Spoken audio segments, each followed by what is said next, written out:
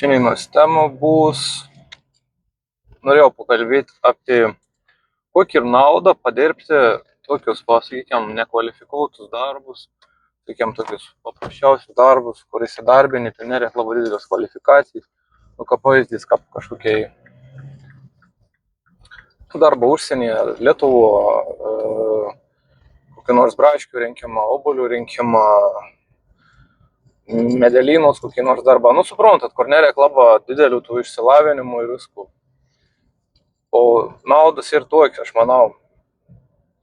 Esat turbūt gal girdėję tokį stereotipą, kad nekvalifikuotus darbus dirb tiesiog, kaip tokie, kaip kvaili žmonės, ne kvaili žmonės, bet tokie labai žemą, gana žemą intelektą ir taip toliau.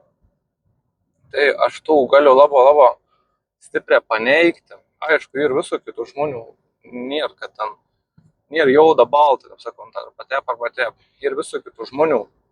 Bet patikėkit, aš esu teiks tokius nekvalifikuotus darbus, prastus darbus, kur tikrai nesitikėtum. Labai daug protingų žmonių. Ir tu tada labiau supranti, kad dažna gyvenim nekeiktas tavo intelektas daug nulėm, bet kartais labai daug nulėm ir tiesiog gyvenimo situacijos niuansą, kartais gyvenim susiklost vieniem, kartais kitaip, kartais tokio gana žemo pozicijo žmogus atsiranda, vien dėl to, nes susiklost gyvenim tam tikrom aplinkybėm susiklosčius, taip atsitinka.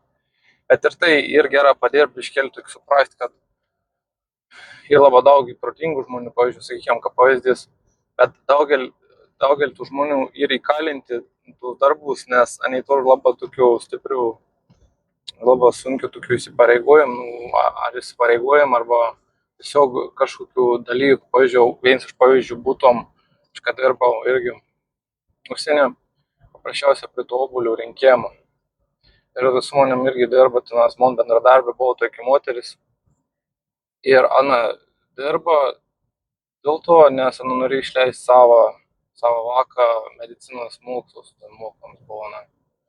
Tai va, ir tu negali įsivaizduoti, kad čia kažkokį tokį paprastą darbą, tam tikrą protingą moterišką, taip toliau, bet aukojas ir uždirba tus pinigus dėl geresnės ateities, gal Ano vakų, arba aplamą žuvies fabrikį, kad dirbau, taip kartas pagalvoju. Vis tik kokie tie žmonės turbūt tvirti, jei po 10 metų išdirbtų tokius darbus, iš tikrųjų, nei tokie sunkiai ir visko, bet tada per aplinkų išgirsti, kad irgi, sakykime, iš tų pinigų išleid vakus į mokslus ir aplamą padėti visiems kitiems, tai kaip sakant, aukojas, juk galėtų tokių sunkių prastų darbų nedirbti, bet tus pinigus tikrai panaudo protingą. Nėra, kad daugelį atvejų, kad pasitaikė irgi, kad uždirbtus pinigus ir tus pinigus pratašk. Ir labai daug įvairių žmonių, įvairios gyvenim veitos darbus ir taip toliau. Tai ko aš norėjau pasakyti, kad tu tokius darbus dirbdams labiau supranti, kad gyvenimas yra labai sudėtingas ir labai sunkiai ir tu negali niekada smerkti žmogaus aplinkybių, kol tu nesužinai visos ano istorijos, ir tai tu niekada nesužinosi tos tikros visos istorijos, nes tu nežinosi kito konteksto detalių.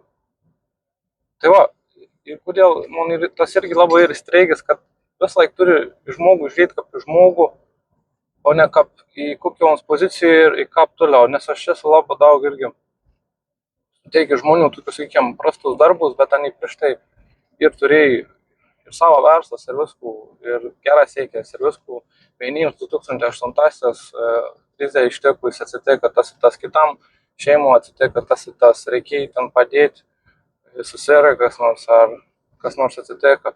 Kitus aplamą skaudė išdai, arba nei patys gal kokių pridarytų tų klaidų, visko buvo. Ir tu žiūri, kad tu tada labiau supranti visą to situacijai, pačių visuomenė, kaip ir, pavyzdžiui, irgi Lietuvoje ir aukštas savižudybių skaičius. Ir dabar iš kitos pusės atvertus į kitą pusės dalyką, kad tu tokius darbus dirbi, iš tikrųjų supranti, kaip kasdieniniam žmogui iš tikrųjų ir sunkia. Nes, sakykime, mums dirbti darbą nekvalifikuotą, Tep jau galvos, tu neturi išsilavinimo, jau ką pitep, dirbus tu darbus, uždirbtų 1000 ir, sakykime, mums nuomojas būstą, anam dar reikia įsipilti kurą, anam dar reikia mašiną pasiremontuoti, duntelis pasitvarkyti, jei jums turi jau sūnų, dukrą, vakų jei turi, vakams reikia pinigėlių, reikia pavalgyti, reikia aprūpinti, reikia mokyklą apipirkti ir labai daug tokių finansinių išlaidų ir kad tu gauni tų 1000, tu išdalini visiems tiems dalykams ir tau tų pinigų gal sakyt beveik ir nebelikt kažkam atsidėti. Ir tu, kas jau šnekėti apie kažkokias pramogas ar pailsėjimą. Ir tu tada vėl turi eiti tų sunkų darbą ir tu supranti tikrą, kiek žmogus turbūt tvirtą charakterį. Ir tada pradedi suprasti, kodėl tikrai žmonės pradeda ir gerti, ir rūkyti, stipriai labai daug. Ir kartais daeina iki tokių kraštutinumų, kaip savižudybės ir viskas. Nes žmonės pervargsta, dar jei ir numus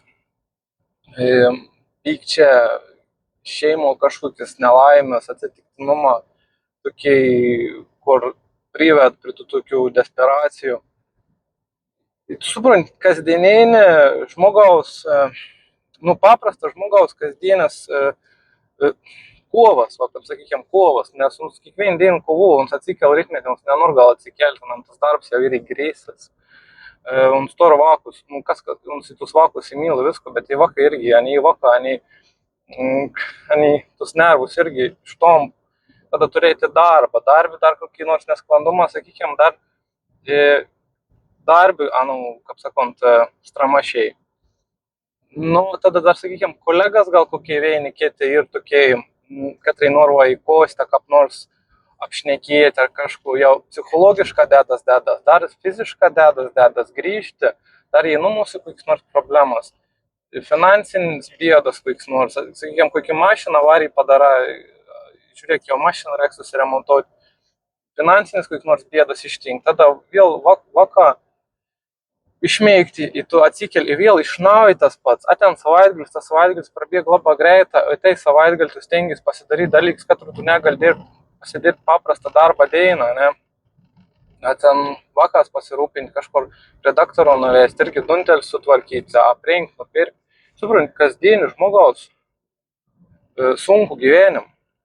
Ir tikrai tad pagalvoju, kokie tai žmonės ir tvirti, tikrai, tai, kad tai nepasiduoda, išsilaikti, tikrai pagalvoju, kokie jie ir stipri žmonės. Ir į kitą pusę pažiūrėjus, tu tada mažiau smerki tų žmonės, kad tai pasiduoda, nes tu tikrai te pasigalvoji, tikrai, kad nėra sunkia pasiduoti, tai kartas žmonės prispautas gyvenims, mums gal racionaliai, logiškai mąstant, nepasidautum, bet tuo moment, kad jis pervargis ir anam jau viskas atsibuodė, kaip sakant, jis tada tikrai gal kažkokiu kraštutinumų imtėsi ir tada būna tragedijos šeimų, ir tada būna dar blogiau. Apie tragediją šneka apie tokius dalykus kaip savižudybės ir visi kiti blogi, labai negeri dalykai. Ir kartais aš nors išmet kaip nors reelsą, ne internet, kad ten man sėkmės istorija, kad aš sunkiai dirbau, tep. Ir dažnai aš matau tus reelsus iš tokių žmonių, kur įgėmė normalios, kaip sakyti, normalios, tokios šeimos, kur atrodo ir finansą tvarko, ir būstį, ir visko. Ir jis ten kažko padarė, ir jis savo sėkmės istoriją, ir jis pasako, kaip man buvo sunkiai ir taip toliau. Bet dažnai tokie žmonės net nėra įjungia tokios empatijos ir pagalvoja, ką reikia žmogų tam, kad gims, sakykime, šeimo, kur ir alkoholis labai daug vartojamas, ar kokie nors barnė, ir kiti sunkumą, ir kad jums eina mokyklą, ir sakykime, nėra pinigėlių apsipirkti į mokyklą nueiti, sakykime, vaką tyčiojas mokyklo iš tada jums grįžta. Mūsų irgi vėl ir blogybės, pykčia, viskas. Va čia ir sunkuma, kad tu esi vaks, visų pirma, tu finansiškai net ir kažkokios paramos didelios. Tada aplamai iš tėvų kaip pavyzdžiaus nėra. Ir kasdien žmonių gyvenimą ir labai kai kurių tikrą sunkiai. Ir kad ten kas nors gyven, nežinau, gal tas žmogus norėtum, kad anam toks būt gyvenimas, kad va, kaip tas kits kabėdavojas ir sako, va, man buvo sunkus gyvenimas. Ne, tu nežinai, kas yra sunkus gyvenimas. Ir iš vis reikia daugiau empatijos įjungti ir aplamą. Tai va, dirbant žemos kvalifikacijos darbus su įvairių amžių tipų žmonėm, tu labai daug gali išmokti, labai daug gali suprasti ir aplamą žiūrėti į gyvenimą su daugiau informacijos ir suprasti, kodėl ir tiek daug alkoholis vartojams, kodėl ir tiek daug nikotinas vartojams ir dėl ko daug ir kofeinas ir tiek daug vartojams ir kodėl ir visi tokie dalykai. O dar sakau, kas man labiausiai nervina, kad dar lažybų reklamos Lietuvoje ir vos ne ant kiekvieną kampą. Tai įtep jau ir žmonėms sunkiai, o dar, kaip sakant, kad naudojas ta žmonių viltim ir dar labiau anus skundėm. Tai va, empatija labai svarbus dalykas. Tai va, tik norėjau pasakyti. Iki.